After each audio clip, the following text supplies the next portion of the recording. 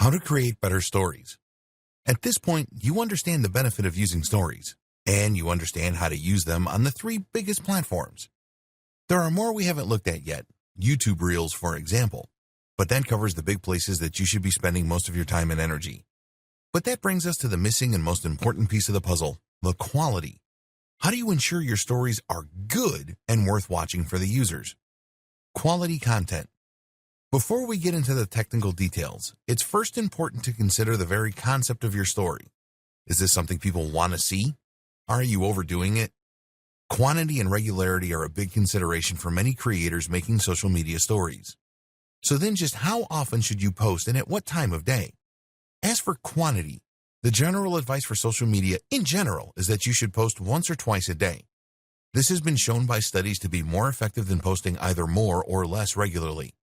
The problem with this, however, is that stories work differently from other posts, and so we can't extrapolate this information. Whereas posts to your main feed risk clogging up users' feeds and becoming irritating, or simply being buried and therefore gaining no benefit, posts to your story will appear at the top of the page and not in a queue. Moreover, while Instagram and Facebook use complex algorithms that favor the individual user in order to determine which posts to show, this is not how stories work. Stories are far more weighted by chronology, meaning in other words that the most recent story is the one that you will be shown first. And that means that you can more easily get seen if you post more regularly. This way, you'll be the first story presented when more people open up their phones, in turn meaning that you'll get more eyeballs on your content. Don't go crazy, but there's no reason not to post 10 times in a row if the idea you're trying to get across benefits from it. Don't do this all the time, though, or your viewers might still judge you.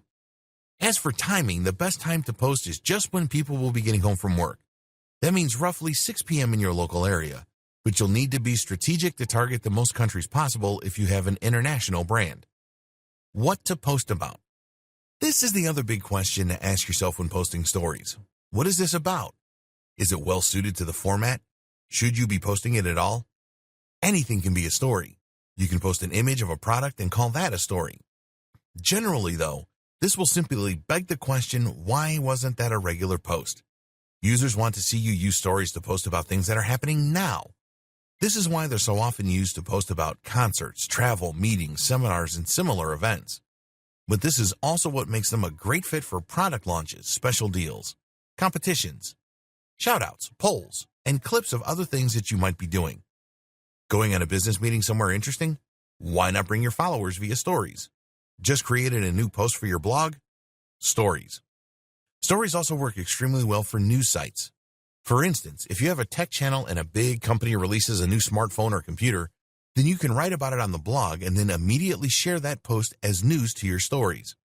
If you find yourself struggling to come up with ideas for stories, then consider creating a kind of recurring theme or even a series. A good example was when actor Chris Pratt used stories to share what he was eating every day on his diet. They were funny, short, and a great insight into his life at the time. They also had the added bonus of showing a bit more of his life through things happening in the background or other stars in the videos. Higher quality. Your stories don't need to be extremely high quality. In fact, that is often considered to be one of their biggest benefits, that they can be made quickly and don't need to be works of art. With that said, though, creators like Peter McKinnon are showing everyone else up by showing just how attractive and professional they can be. So, depending on the nature of your brand, you might choose to stand out with a highly polished and beautiful story. At the very least, learning some basics when it comes to photography, editing, framing, and more can help to elevate the level of your stories and all the rest of your content for that matter. Taking better photos. Equipment. The first thing you should do is to equip yourself. If you hope to take the best pictures that will look professional on your account, then you should have a camera that will be able to take high-definition images, and you should have editing software so that you can add that extra bit of professional polish.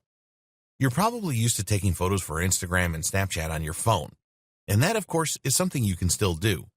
To take high-quality photos, you just need a phone with a good sensor, high megapixel count, and respectable post-processing.